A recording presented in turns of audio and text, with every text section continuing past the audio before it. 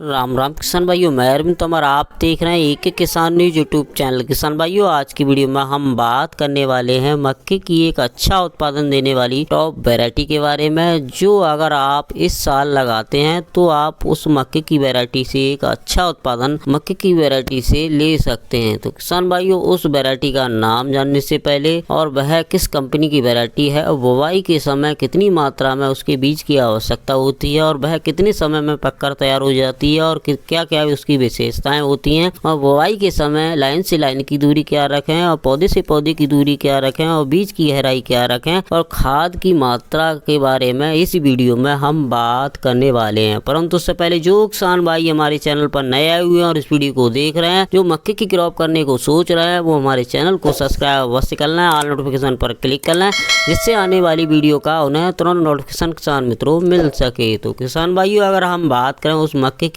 अच्छा उत्पादन देने वाली वसंतकालीन मक्के की वैरायटी के बारे में, तो उसका नाम है मालिक। यह श्रीकर सीड्स कंपनी की एक बेहतरीन मक्के की हाइब्रिड वसंतकालीन वैरायटी है। अगर इसकी पकने की अवधि की जब हम बात करें तो यह जो वैरायटी है 95 से 100 दिन में पककर तैयार हो जाती है। अगर इसकी विशेषताओं की जब हम बात करें तो इस वैरायटी के जो दाने होते हैं वो पीले नौरंगी रंग के दाने होते हैं और इसके जो दाने हैं वो वजनदार होते हैं और इसके जो भुट्टे होते हैं वो एक समान लंबे होते हैं और ऊपर तक इसके भुट्टे जो भरे हुए होते हैं। और इसकी जो बाली होती है उसका रंग होता है वो लाल होता है और वह बाली होती है वो पतली होती है। और यह जो वैरायटी है अधिकतम तापमान में भी इसके जो भुट्टे में पूरे दाने भरते हैं। और यह जो वैरायटी का जो तना होता है वो मजबूत होता है। मजबूत होने के कारण इस वैरायटी का जो पौधा है वो गिरता नहीं है। और इसके जो भुट्टे में कतारों की संख्याओं की जब हम बात करें तो इसके भुट्टे में कतारों की संख्या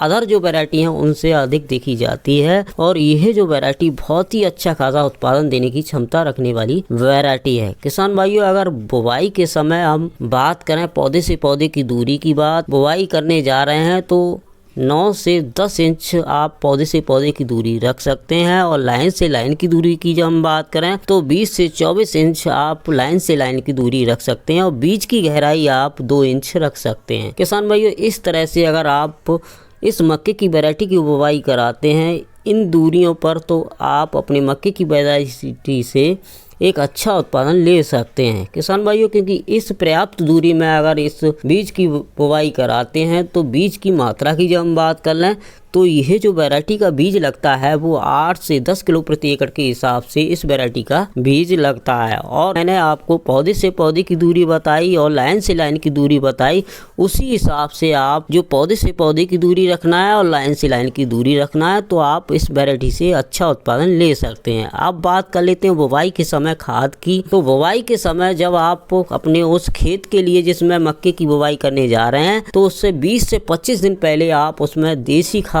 खता हुआ गोबर का डाल सकते हैं। यह आपको 250 से 300 कुंटल प्रति एकड़ के हिसाब से डालना है। उसके बाद हल्की सिंचाई करके खेत को किसान मित्रों अच्छी तरीके से बनाकर 2 बार कल्टीमीटर से 1 बार हैरों से अच्छी तरीके से उसकी मिट्टी भुरभुरी करके बुवाई के समय आपको 50 किलो प्रति एकड़ के हिसाब से फास्फोरस का प्रयोग करना है, 25 किलो प्रति एकड़ के हिसाब से यूरिया का प्रयोग करना है और 25 किलो प्रति एकड़ के हिसाब से आपको पोटास का प्रयोग करना है। और पोटास के साथ साथ आप 10 किलो प्रति एकड़ का हिसाब से आप जिंक सल्फेट का भी प्रयोग जो 33% है उसका कर सकते हैं। जो जिंक सल्फेट है वो आपको फास्फोरस से पहले प्रयोग करना है। पहली जुताई में आप जो जिंक सल्फेट है उसकी बुवाई कर सकते हैं और दूसरी जुताई जब कराएं उसमें जी आपकी फास्फोरस है और पोटास है और यूरिया को आपस में मिक्स करके फिर दूसरी जो है आपकी जुताई में प्रयोग कर सकते हैं। क्योंकि जो जिंक सल्फेट है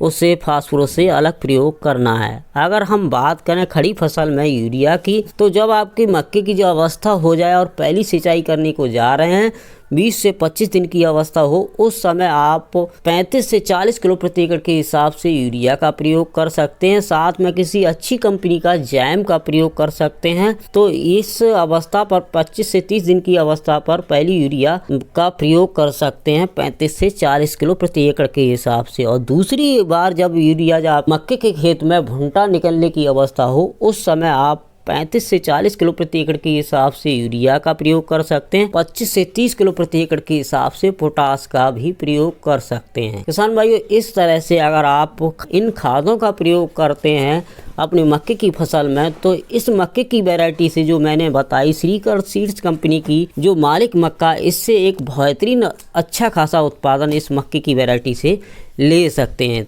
किसान भाइयों, यह जानकारी अगर आपको अच्छी लगी और यह वैरायटी आपको अच्छी लगी तो मेरे वीडियो को लाइक करें, और जो वेबसाइट का लिंक दिया हुआ है और मक्के की टॉप वैरायटियाँ के बारे में मैंने अपने आर्टिकल में लिखा है, तो उसमें 3 से 4 वैरायटियों के बारे में मैंने मक्के की जो बसंतकालीन टॉप वैरायटी हैं उनके बारे में बताया। अगर विस्तार रूप से पढ़ना चाहते हैं तो हमारे आर्टिकल को पढ़ सकते हैं, जाके नीचे लिंक डिस्क्रिप्शन में दिया है, वहां से जाकर आप इन वैरायटियों के बारे में विस्तार रूप में पढ़ सकते हैं। तो किसान भाई, ये जानकारी आपको अच्छी लगी तो वीडियो को लाइक करें, और इसी तरह से और भी वीडियो देखना चाहते हैं तो हमारे चैनल को सब्सक्राइब अवश्य करें। तो फिर मिलता हूँ कि नई वीडियो में नए टॉपिक के साथ, तब तक के लिए धन्यवाद।